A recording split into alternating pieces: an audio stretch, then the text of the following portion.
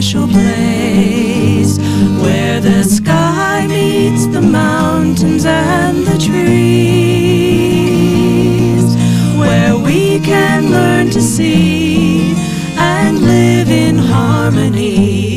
Camp Nijona, the place I want to be.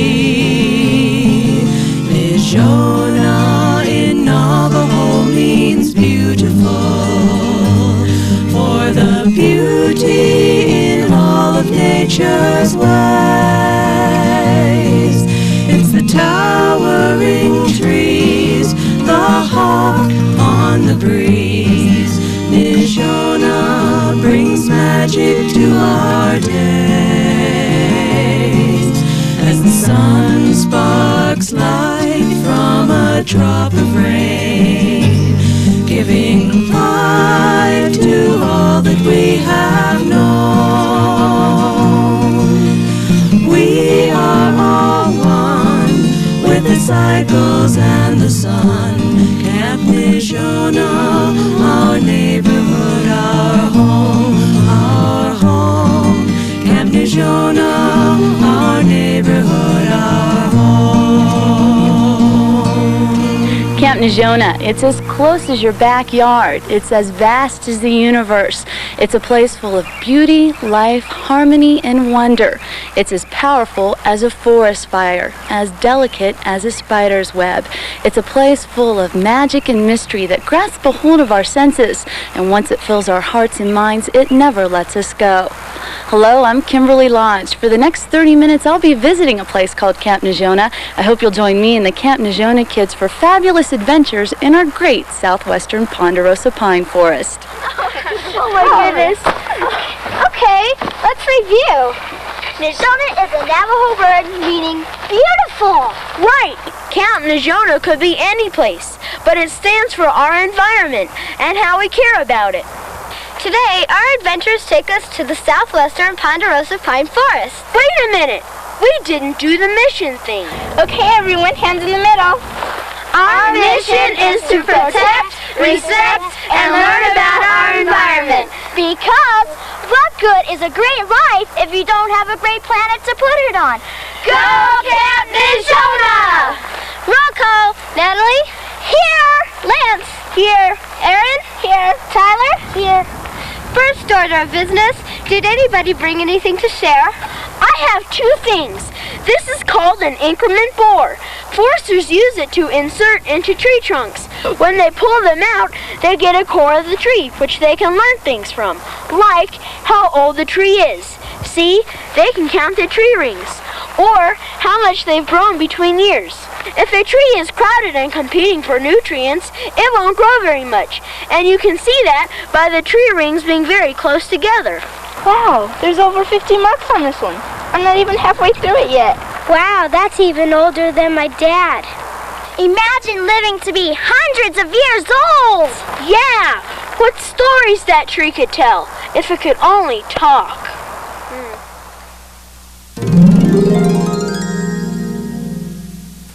I've been standing here for more than 300 years.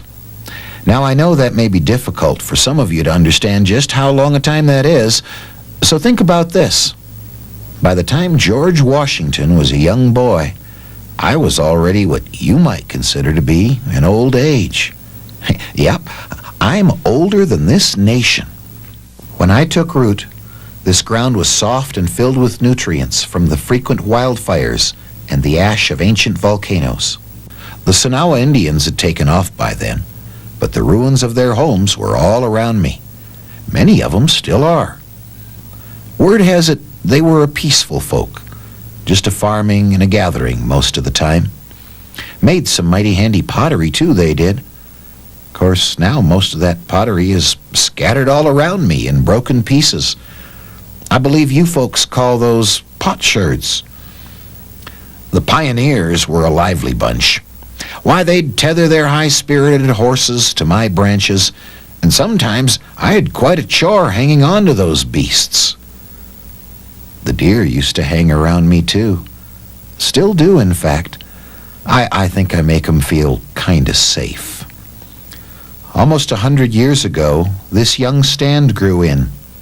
Back in those days, fire used to roll across the forest floor, carried by the grasses every few years. We Ponderosa Pine types never worried too much about those wildfires. They pretty much crept along the ground, and our thick bark was all the protection we needed. In those days, fire was like the custodian of the forest, sort of tidying things up and moving on. Tell you what, though, the so-called radio fire of 1977 that is, had me and some others shaking in our trunks. Night after night, in that dreadful June, Mount Eldon lit up like a Christmas tree from the flames. You could hear the crackle and roar as the fire devoured the mighty pines of the mountain. Why, me and the others thought we were goners for sure. Had some other close calls, too. Do you know, I've been struck by lightning twice, just in the last 10 years. Seems once you get to be 100 feet tall, Mother Nature mistakes you for a lightning rod. You see, right here, this scar is much like a scar you might have. Once wounded, my sap forms a scab of sorts, and I heal from the inside out, just like your skin would do if you were wounded. You may have noticed these little holes in my trunk. These holes are where birds are trying to peck the insects who have been living under my bark. I wouldn't mind the insects so much if they didn't make me sick. Here's where I get rid of one of them rascals. Didn't know I could do that, did you? And these bigger holes, these are made by woodpeckers, amazing creatures. They can actually hear the insects scurrying around under my bark. Makes me crawly just thinking about it. Yep, they peck out those beetles and other insects for a hearty meal. After the woodpeckers move on, smaller birds move into the holes the woodpeckers have made. Oh, why, I'm starting to feel like an apartment complex. Something about those young families close by sure is nice. Now, here I'm getting all sappy. If you think about it, I do make a good little condo. My wood is great insulation from the cold. Up here, the baby birds are protected from predators. Seems the bigger I get, the more popular I am with the mighty hawks and eagles. They like to hang out on my branches. The view's not bad from up here. I guess they figure they get a good view of the catch a squirrel or field mouse for their supper. What I'm most proud of is this little sprout. By golly, he must be 30 years old by now. Cutest little sapling you ever saw. It's a joy living here in the forest, and I plan on sticking around for another century or so. It's kind of comforting to know that when there's no more sap in these old branches, and I lose all my needles, there'll still be life in me. Oh, I may topple to the ground, but even as I lie in a bed of grass and soil, little animals will still want to be near me for safety, food storage, or shelter from the elements. Eventually, the nutrients that help me grow big and strong will cycle back into the soil to be used by my offspring. Yes, sirree. Life is good in the Ponderosa Pine Forest. Lance, you're daydreaming. That's okay. I like to imagine, too. This is Aspenwood Knot. She's part of a puppet family called the Wood Knots.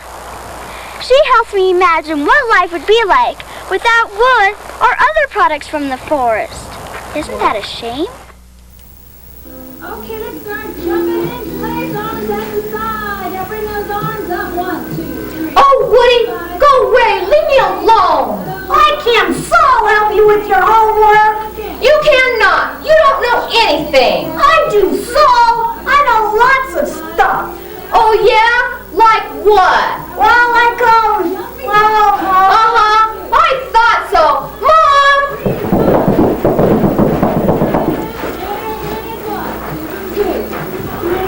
Honest, I know the answers.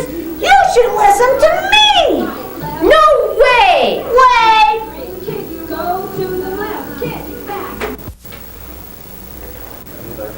Woody Woodnot, you leave your sister alone. But, Mom! Woody, now Aspen, are you having problems with your homework?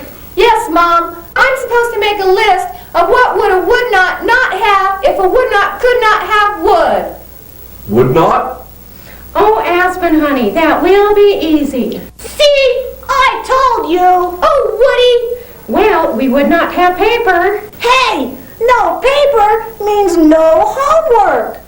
Yeah, but wouldn't we still have to read for school? But we would not have books. See? No more homework. We would not have houses made out of wood.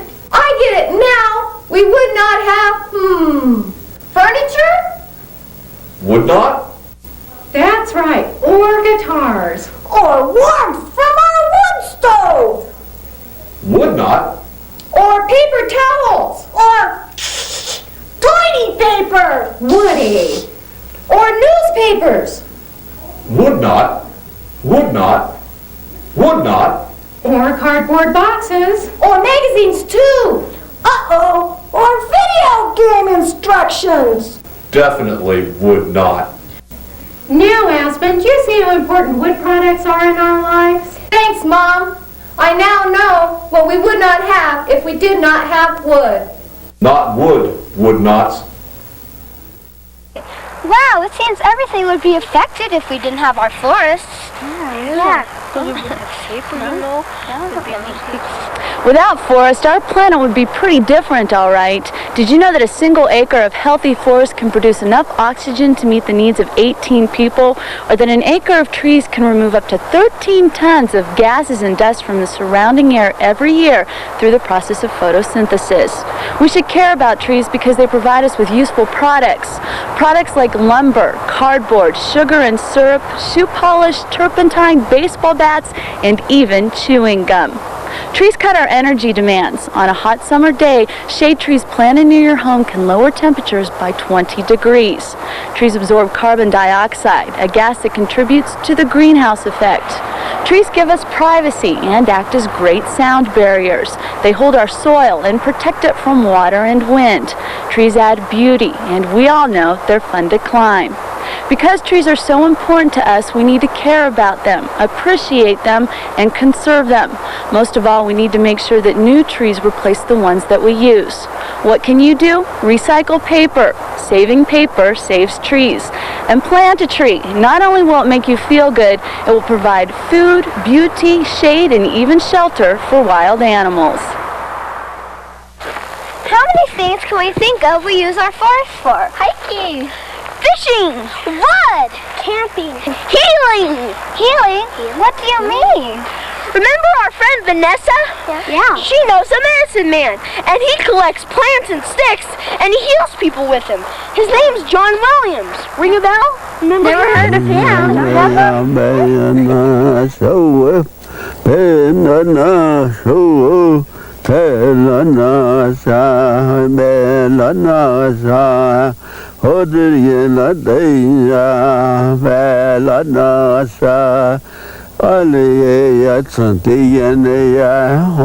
He tells me that he is from the Big Water Clan.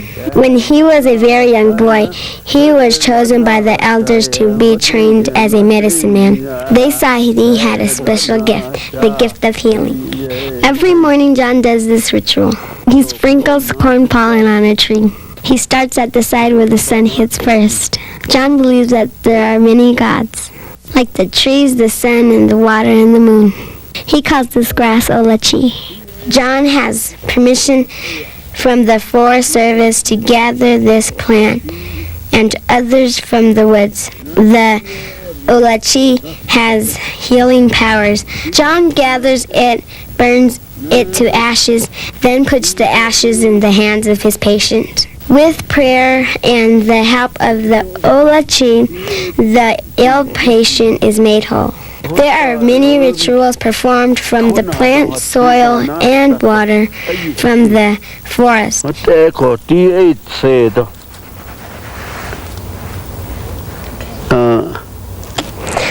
He said that when you pick those and you chop them up and you wash your hair with it, your hair grows really long. What John and other medicine men know about healing powers of the forest is not written in books, but passed from generation to generation. Today, young boys are still chosen and trained to be medicine men, but that practice is becoming more and more uncommon.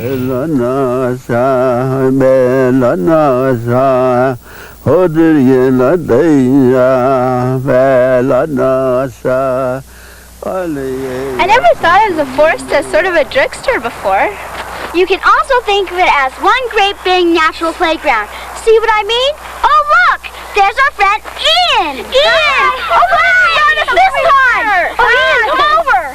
Hello, my cool dude friends at Camp Jonah. Snowboarding is the most excellent sport, dudes. There's something for everybody who likes to shred. You can be regular foot or goofy foot, or do a fakie and become the other. You can be in a free riding or carving tasty arcs, or grabbing big air and getting totally tweaked. Just don't catch your edge while you're on your boilerplate. That would be lame, no doubt.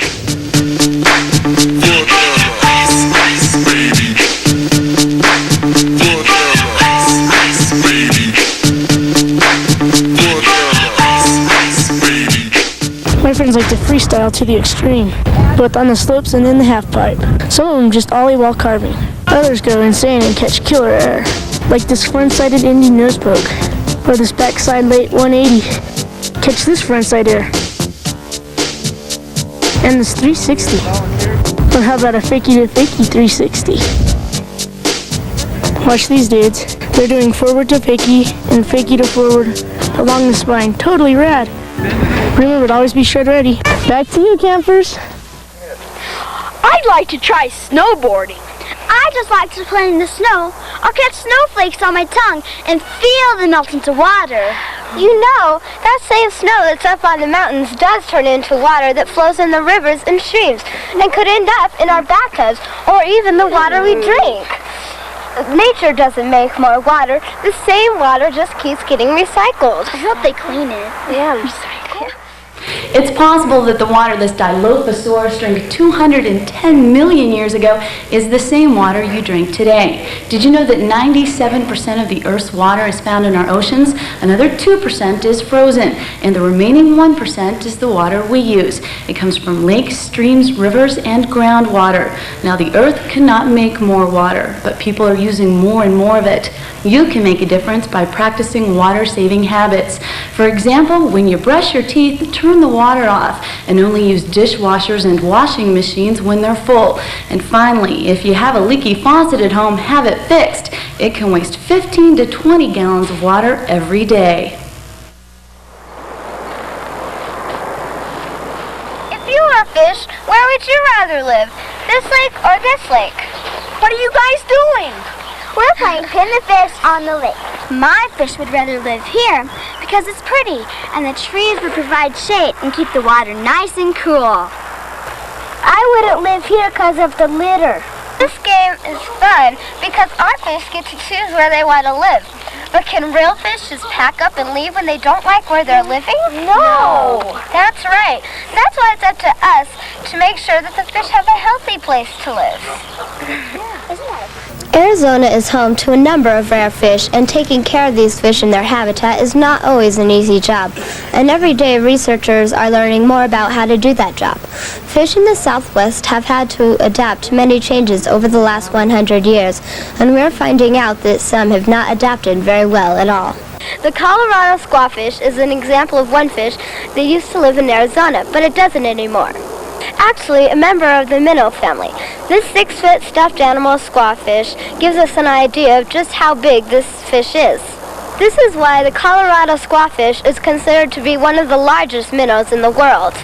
Biologists say the impacts from dams being built and other changes to our rivers have caused the squawfish to disappear from Arizona. However, they are being reintroduced in some of the waterways today. The little Colorado spine dace is another example of a fish that isn't doing so well. The spine dace is also a minnow, but it only grows to be a few inches long. Biologists call it a native fish because it evolved in the southwestern streams and wasn't brought here by people.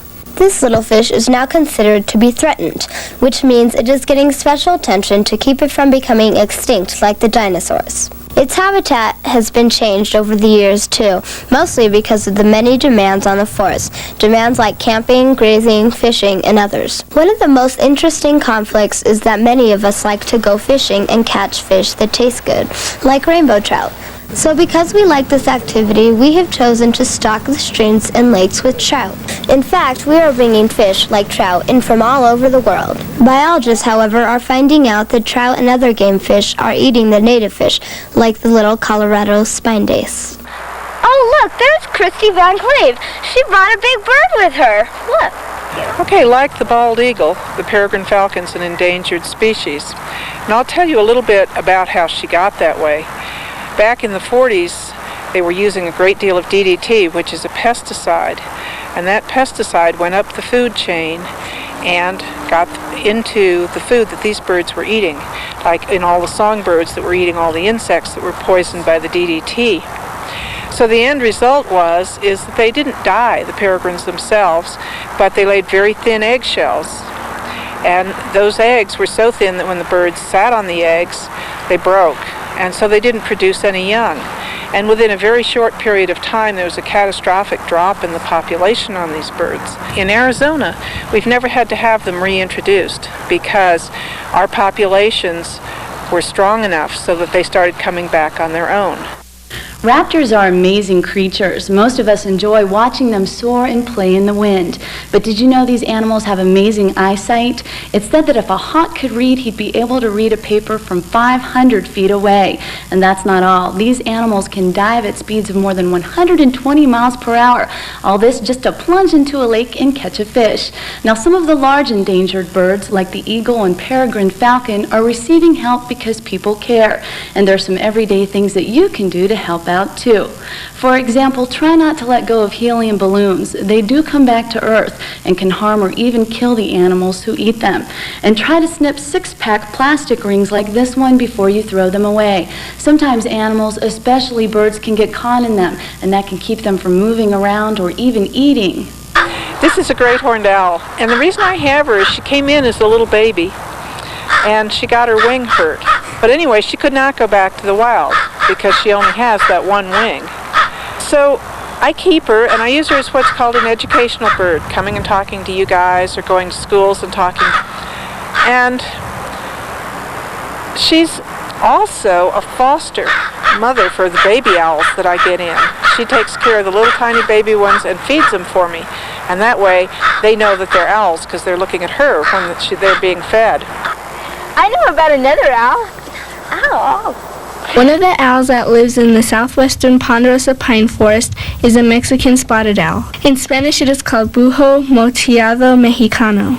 It lives in Arizona, New Mexico, Colorado, and Utah in the United States, but it also lives in the Sierra Madres in Mexico. Some parts of the Sierra Madres are similar to the southwestern forests in the United States, but some parts are very different with broadleafy plants and lots of moisture. There is not a lot of information known about this owl, so researchers from both countries are sharing their knowledge and technology. We do know that the Mexican spotted owl gets to be about 1.5 feet tall, with a wingspan of nearly 4 feet.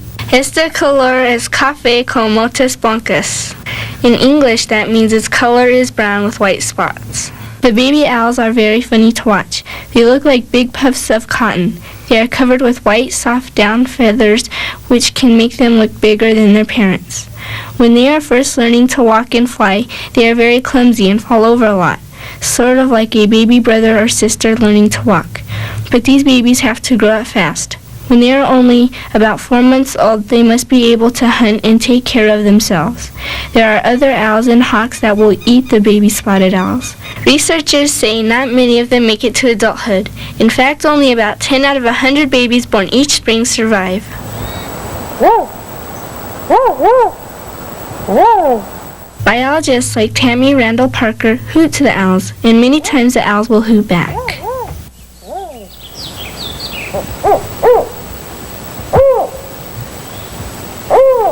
Researchers are learning more about the Mexican spotted owl every day. They study them in the woods by calling for them, looking for their nests, and watching quietly. They also catch the owls, attach small radio transmitters to the owl's feathers, and then let the birds go. Through radio signals, researchers are able to track where the birds go and what they do. Studying the owls takes a long time because they travel over a 10-mile range, just in normal everyday activities. Another way researchers learn more about the owls is by dissecting owl pellets like this one. A pellet is a ball of hair and bones that the owl spits up. The owls don't chew their food, so whatever their bodies can't digest gets spit up in this form. Biologists, like Bill Block, say this is how they learn what kinds of food the owls need. Well, it looks like it ate a wood rat. There's the skull of a wood rat. I think most of these are pieces from a wood rat. Bill says knowing what the birds eat is essential to knowing how to make sure their environment is in good shape. For example, if we know the birds eat mice and other small rodents, we need to make sure that those creatures have their needs met in the forest as well. Since the forest creatures are interrelated, managing for the whole ecosystem and maintaining a balance for all the animal populations gets to be like a puzzle, or in Spanish, a rompecabezas. So, what have we learned about our great Southwestern Ponderosa Pine Forest? I've learned that we need the Ponderosa Pine Forest, and the Ponderosa Pine Forest needs us. I've learned that the more we know about our ecosystem, the better decisions we can make for our future. Uh-oh, it's getting late. Lance, don't forget your increment bar.